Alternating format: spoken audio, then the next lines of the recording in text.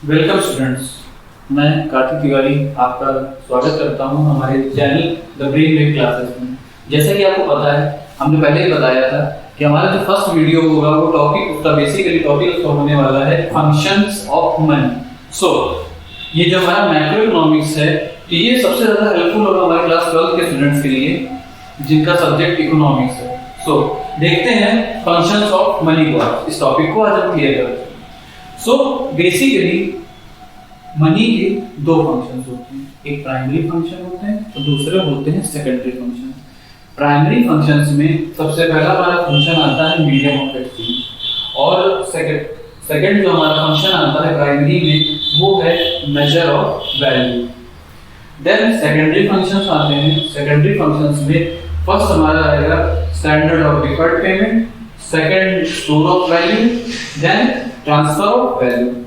सो आज मैं सबसे पहले आपको प्राइमरी फंक्शंस क्लियर करूंगा कि प्राइमरी फंक्शंस एग्जैक्टली होते क्या हैं। सो मीडियम ऑफ एक्सचेंज हम देखते हैं सबसे पहले। तो जो हमारा मनी है यानी कि धन, ये लेन देन का एक साधन है। यानी कि अगर जैसे मैंने किसी से कोई सामान खरीदा तो मैं उसके अगेंस्ट में उसको कुछ पैसे दूंगा, किसी भी तरह से दे सकता हूँ, मैं नोट दे सकता हूँ, मैं सिक्के दे सकता हूँ, किसी भी तरीके से बदलूंगा, मैं बेसिकली उसको पे करूंगा किसी भी तरीके से। तो उसको मैंने किस तरह से पे किया, मनी में पे किया ना।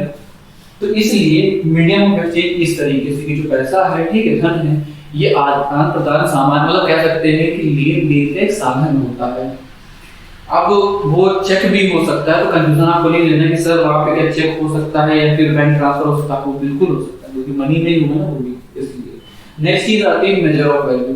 तो देखो किसी भी चीज की वैल्यू अगर हमें निकालनी, यानी कह सकते हैं उसकी कीमत, तो उसे भी हम मनी में ही एक्सप्रेस करेंगे, उसे भी हम मनी में ही एक्सप्रेस करेंगे। जैसे अगर मैंने कह दिया कि वो बुक 500 रुपए की है, तो मैंने क्या कहा, बुक 500 रुपए की है, मैंने कहा ना 500 रुपीज की है। अगर मैं कह दूं कि वो बुक $5 की, तो डॉलर में एक्सप्रेस हो गया। ये तो करेंसी की अलग अलग यूनिट्स हो गई। बेसिकली इसको हमने मेजर किसमें किया, मनी में मेजर किया, यानी कि धन में। नेक्स्ट आता है हमारे सेकेंडरी फंक्शन। सेकेंडरी फंक्शन में फर्स्ट हमारा आता है standard of deferred payment. Standard of deferred payment का मतलब होता है डिफर्ड पेमेंट पहले आप समझिए। डिफर्ड पेमेंट का मतलब होता है वो पेमेंट्स जो आपको फ्यूचर में जाके करने हैं। यानी कि जैसे हमने आज के डेट में कोई सामान खरीद लिया और उसका हमने कुछ पैसा पे कर दिया, फिर बिल्कुल नहीं पे किया और हमने कहा आगे आने वाले समय में आपको पे करेंगे। तो ये होता है हमारा स्टैंडर्ड ऑफ डिफर्ड, मतलब ये होता है हमारा डिफर्ड पेमेंट की जो आगे आने वाले समय में होगा। अब मनी क्या करता है कि एक वहां पे स्टैंडर्ड सेट करता है, ये कह सकते हैं एक मानक सेट करता है कि भाई हमने आपको तय कर लिया कि 80,000 रुपए बाइक की कीमत है, ठीक है, 2 महीने बाद आपको पे कर देंगे, इस तरीके से। तो यहाँ पे क्या हुआ कि स्टैंडर्ड हमने सेट कर दिया। अब वो अपनी बात से नहीं कर सकता। अगर हाँ ज्यादा अच्छा होगा अगर उसको राइटिंग में ले ले किसी एग्रीमेंट पे, वो ज्यादा बेस्ट होगा क्योंकि वो इनफोर्सेबल होगा ना। कह सकते हैं कि भाई हमारे पास लिखित में, कहते हैं नहीं लिखित में रखा है क्या, बस वैसे। नेक्स्ट आता है स्टोर ऑफ वैल्यू। जो मनी होता है इसकी वजह से हम वैल्यू को स्टोर कर सकते हैं। बेसिकली पुराने समय में जैसे होता था, पहले क्या था, बार्टर सिस्टम था। आज की तरह सिक्के और नोट तो होते नहीं थे।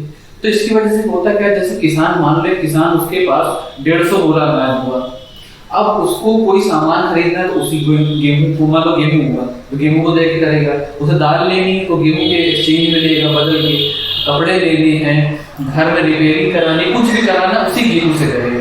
अब अगर मान लो जैसे जिस स्टोर रूम में रखता था वहां पे लग गए चूहे, अब चूहों ने खराब कर दिया अनाज को।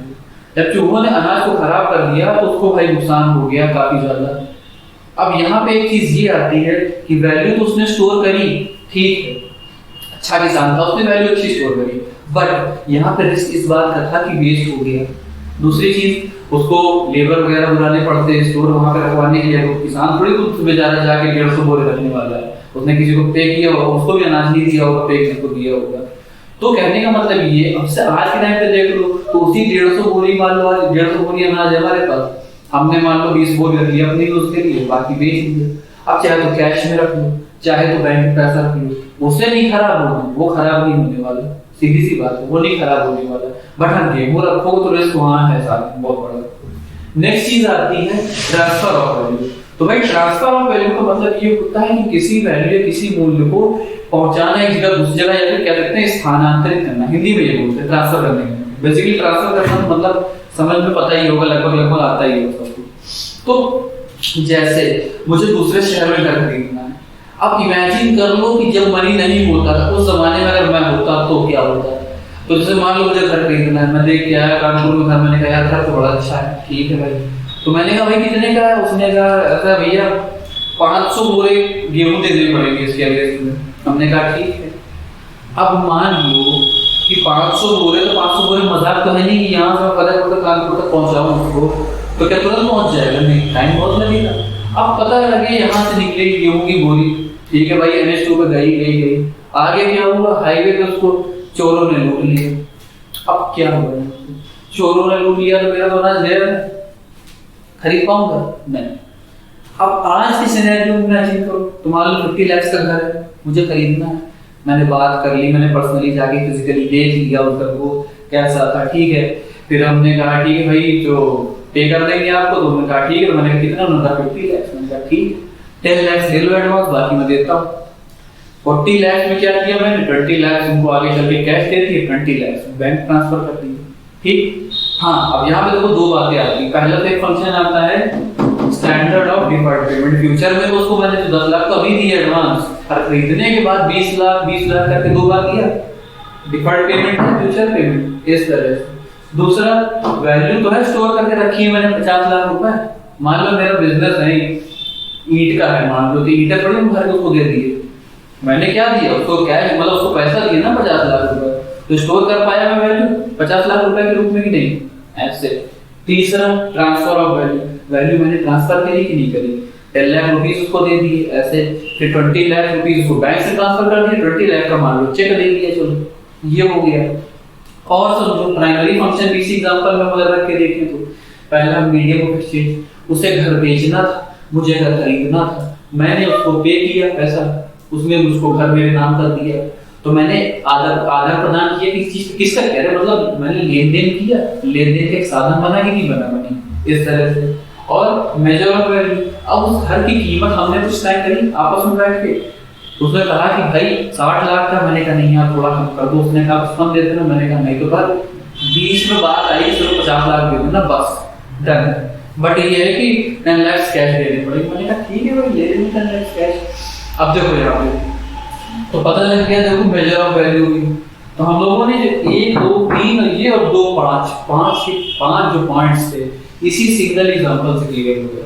अगर डाउट निकलता है तो कमेंट करके जरूर बताना कि कहाँ पे प्रॉब्लम होती है, और अगर डिटेल में इसको और अच्छी तरह से समझना है तो डिस्क्रिप्शन में मैं लिंक दे दूंगा, ठीक है। वहां पे टीचमेंट पे आप आओ, ज्वाइन करो, ठीक है। तो वहां पे आप मेरी लाइव क्लासेस दे सकते हो, और वहां पे रिकॉर्डेड सेशन भी मिल जाएंगे, जिससे कि मतलब बहुत सारे डाउट्स आपके हो सकता है लाइव मेरे सामने क्लियर हो जाए, ऐसे रिकॉर्डेड फॉर्म में ना क्लियर हो पा रहा हूँ। दूसरी एक चीज, तो ये था हमारा आज का इतना सारा टॉपिक। नेक्स्ट चीज की अभी जाना नहीं है, एक चीज और है लास्ट में चीज ये है कि भाई देखो, तो भाई आज का सरप्राइज है एक शेर छोटा सा। तो शेर कुछ इस तरह है कि तेरे दर्द की वो गलियां मैं मोड़ दूंगा। ध्यान से सुनना, अभी 2 मिनट के लिए दिमाग से निकाल लो कि तेरे दर्द की वो गलियां मैं मोड़ दूंगा, हर प्याले पे तेरा नाम लिखकर तोड़ दूंगा, हर शाम ये कहकर एक जाम लेता हूँ, हर शाम ये कहकर एक जाम लेता हूँ, हर सुबह कहता हूँ पीना छोड़ दूंगा। तो अभी शेयर पे भी अगर किसी को कॉम्प्लीमेंट देना हो नीचे लिंक में उसमें दे सकते हो कमेंट में, कोई प्रॉब्लम नहीं है, मगर हाँ याद रखो जो मैंने एक्सप्लेन किया ये, ठीक है। हम लोग मिलते हैं नेक्स्ट वीडियो।